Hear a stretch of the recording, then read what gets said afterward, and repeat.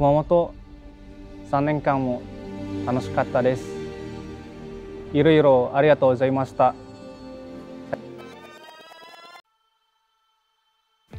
Assalamualaikum, halo semuanya, saya Randi Novirsa. Saat ini saya sebagai peneliti doktoral di bidang environmental science. Tepatnya konsentrasi saya di riset di bidang pencemaran lingkungan untuk pencemaran logam berat merkuri di Universitas Prefectural University of Kumamoto di Jepang. Saya berasal dari Sumatera Barat, Indonesia. Ya, sebenarnya untuk bagi diri saya sendiri, jauh sebelum saya ke Jepang, saya pernah bermimpi bagaimana saya bisa melanjutkan pendidikan saya ke jenjang yang lebih tinggi. Saya bermimpi bagaimana bisa melanjutkan studi ke Jepang, karena memang saya tahu Jepang ya sebagai negara yang punya kualitas pendidikan yang bisa kita bilang lebih baik dibanding Indonesia, khususnya di bidang lingkungan itu sendiri. Dari S1 sampai S2 sebenarnya saya melanjutkan pendidikan di Indonesia. Tapi untuk S3 saya punya cita-cita bagaimana saya bisa melanjutkan pendidikan ini setidaknya ke kualitas atau negara yang punya pendidikan kualitas yang lebih baik seperti itu. Nah, dan salah satu tujuan saya itu adalah negara Jepang gitu ya. Nah, selang beberapa waktu setelah lulusan saya di S2, saya bekerja di beberapa NGO. Saya juga bekerja sebagai dosen dan pengajar di beberapa universitas. Tapi hal itu belum memuaskan hati saya untuk melanjutkan pendidikan yang lebih tinggi seperti itu. Nah, sampai pada suatu hari profesor saya di Indonesia bertemu dengan profesor yang saat ini menjadi supervisor saya di Jepang di suatu conference. Di situ mereka bertemu, mereka berbincang sampai pada suatu saat profesor yang di Jepang ini menginginkan seorang calon kandidat PhD untuk bisa bekerja di labnya beliau seperti itu. Nah, dari situlah informasi ini di-share ke saya, informasikan kepada saya oleh supervisor saya yang ada di Indonesia gitu. Nah, dari situlah saya coba pelajari, kemudian dan saya rasa juga tema yang ditawarkan oleh kampus ini cukup sesuai dengan minat dan bidang saya. Saya mencoba untuk ikut ujiannya. Saya datang ke Jepang, bertemu dengan profesor, terus ya kita mencoba menyusun beberapa strategi untuk kedepannya di bidang doktoral ini seperti itu. Dan akhirnya saya dinyatakan lulus. Saya sampai ke Jepang. Dan sampai saat ini sudah 3 tahun saya di Jepang menempuh pendidikan doktoral, dan insya Allah tahun ini saya sudah dinyatakan lulus dan mendapatkan gelar PhD di bidang environmental science.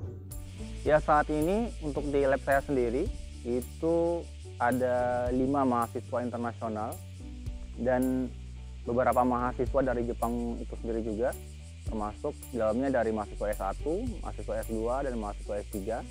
Nah, untuk mahasiswa internasional sendiri itu ada 5 orang, termasuk saya dari Indonesia. Dari Indonesia ada 2 orang, dari Vietnam, ada dari Korea, dan satu lagi dari Afrika, dari Ghana. Ya, untuk sehari-hari, untuk kehidupan lab di Jepang itu sendiri memang sangat unik, karena pertama dari segi bahasa, orang Jepang memang sangat terbatas sekali dalam berbahasa Inggris, dan kita memang dituntut untuk bagaimana bisa berkomunikasi dengan mereka dalam bahasa Jepang. Ya, mau tidak mau kita harus mau belajar, kita harus mau harus tahu bagaimana bisa berkomunikasi dengan bahasa Jepang seperti itu.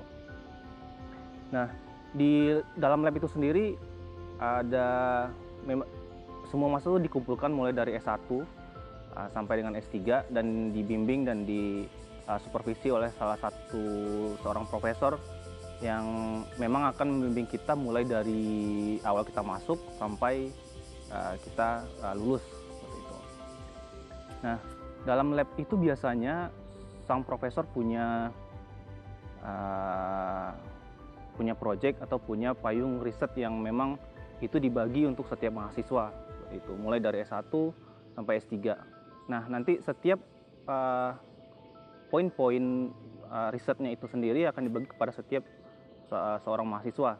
Nah, misalnya S1 nanti mereka akan mengerjakan proyek A, nah S2 mengerjakan proyek B, dan S3 mengerjakan proyek C seperti itu. Tapi untuk beberapa kasus lain berbeda profesor, kadang juga berbeda teknik dalam mengelola labnya sendiri seperti itu. Nah, untuk saya sendiri memang karena beasiswa saya berbeda, jadi saya punya riset khusus tersendiri yang berbeda dengan mahasiswa lain seperti itu. Karena memang beasiswa yang diberikan kepada saya adalah beasiswa yang khusus untuk melakukan riset di bidang merkuri seperti itu. Terus dalam setiap minggunya, setiap mahasiswa nanti akan melaporkan progres risetnya masing-masing. Biasanya dalam bentuk mini seminar, itu setiap mahasiswa akan melaporkan bagaimana progres yang mereka lakukan dalam minggu tersebut seperti itu. Tidak seberapa penting bagaimana mahasiswa ini punya progres, tetapi apa yang mereka lakukan setiap hari harus dilaporkan meskipun hanya dalam bentuk pekerjaan yang sangat kecil sekali seperti itu. Yang penting mereka punya progres setiap harinya dan mereka laporkan dalam mini seminar tersebut kepada supervisor atau profesor yang membawahi riset kita. Untuk beasiswa saya sendiri, tadi seperti yang sudah saya jelaskan di awal, beasiswa ini menawarkan riset khusus di bidang merkuri oleh pemerintah Kumamoto. Lalu kenapa merkuri menjadi perhatian yang khusus atau penting untuk diangkat dalam penelitian ini? Pertama, jika kita balik pada sejarah pada tahun 1950-an di Jepang, tepatnya di prefektur Kumamoto ini sendiri, pada saat itu ada sebuah industri kimia yang beroperasi di Jepang dan cukup besar pada saat itu. Mereka menggunakan merkuri organik sebagai salah satu bahan untuk bahan pokok atau bahan dasar dalam mengelola proses industri mereka.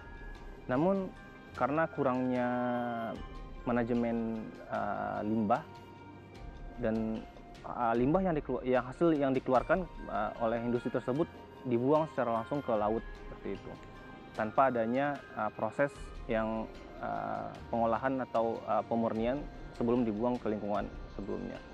Nah, merkuri organik yang sudah dibuang ke laut, kemudian ternyata ini diakumulasi oleh plankton atau fitoplankton, yang kemudian plankton ini menjadi bahan makanan oleh ikan-ikan kecil yang ada di dalam laut.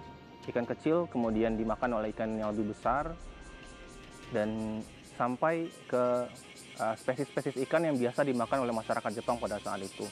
Nah, merkuri organik ini terakumulasi dalam ikan tersebut dan dikonsumsi setiap hari oleh masyarakat Jepang pada saat itu, di mana masyarakat Jepang memang sangat gemar sekali, sangat suka sekali mengkonsumsi ikan dan produk-produk yang berasal dari laut seperti kerang juga dan jenis-jenis binatang laut lainnya, jenis-jenis spesies laut lainnya seperti itu. Nah, dalam selang beberapa tahun muncullah gejala pada masyarakat pada saat itu yang mereka anggap seperti kutukan seperti itu ya. Muncul gejala seperti tidak bisa berjalan atau gejala yang mirip seperti orang gila, kehilangan koordinasi. Nah, dan itu pun tidak hanya muncul pada manusia, tapi juga muncul pada hewan-hewan di sekitarnya seperti kucing yang juga mengkonsumsi ikan dari laut tersebut.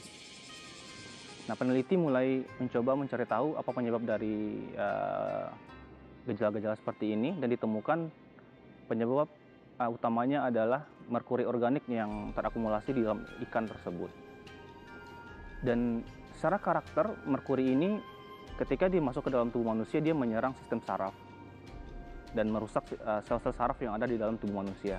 Akhirnya semua organ-organ tubuh yang terkait dengan saraf akan mengalami kerusakan dan mengalami kelumpuhan, seperti tidak bisa berjalan, kehilangan koordinasi, tidak bisa menggenggam, seperti itu. Dan bahkan ibu hamil yang terkontaminasi dengan merkuri ini pun, anaknya yang lahir juga akan berpotensi memiliki kecacatan yang mirip seperti bisa kita bilang mirip seperti orang autis, seperti itu. Nah, berdasarkan sejarah ini, di sinilah pemerintah Kumamoto dan pemerintah Jepang ingin memperkuat lagi, ingin mendalami lagi riset di bidang merkuri, tidak hanya di Jepang tetapi juga di negara-negara di dunia, khususnya di Asia Tenggara juga seperti itu. Nah, untuk saya sendiri, bidang merkuri ini saya coba angkat di Indonesia, tepatnya di pengolahan emas, di mana di Indonesia pada saat ini pengolahan emas banyak dilakukan secara ilegal, dan mereka menggunakan merkuri untuk memurnikan emas dari hasil tambang mereka, seperti itu. Nah, setelah pengolahan emas ini dilakukan, air limbah juga dibuang secara cuma-cuma atau secara bebas ke lingkungan, ke sungai, melalui saluran air, di mana di Indonesia kebanyakan pertambangan emas ini dilakukan sangat berdekatan dengan sawah dan perkebunan masyarakat. Dan yang menjadi concern saya adalah merkuri yang sudah dibuang ke perairan ini ternyata terakumulasi dan tercemar ke perairan sawah dan lingkungan sawah. Dan padi yang mereka tanam itu sendiri memiliki konsentrasi merkuri yang sangat tinggi, dan mereka mengkonsumsi beras yang mereka tanam itu setiap hari, seperti itu. Nah, di sini saya ingin mencoba bagaimana beras yang dikonsumsi masyarakat setiap hari ini apakah punya potensi, punya risiko terhadap kesehatan masyarakat yang tinggal di sekitar lingkungan pertambangan emas tersebut, seperti itu. Memang masyarakat Indonesia tidak mengkonsumsi ikan secara besar-besaran seperti halnya di Jepang, tetapi ada potensi lain di mana beras menjadi bahan makanan pokok buat masyarakat Indonesia dan masyarakat Asia Tenggara lainnya. Dan apabila beras ini terkontaminasi dengan merkuri, hal itu pun diestimasi dapat menyebabkan diprediksi menyebabkan efek yang sama seperti halnya yang terjadi di Jepang pada masa lalu, seperti itu. Ya, pertama kali datang ke Jepang itu pada tahun 2017.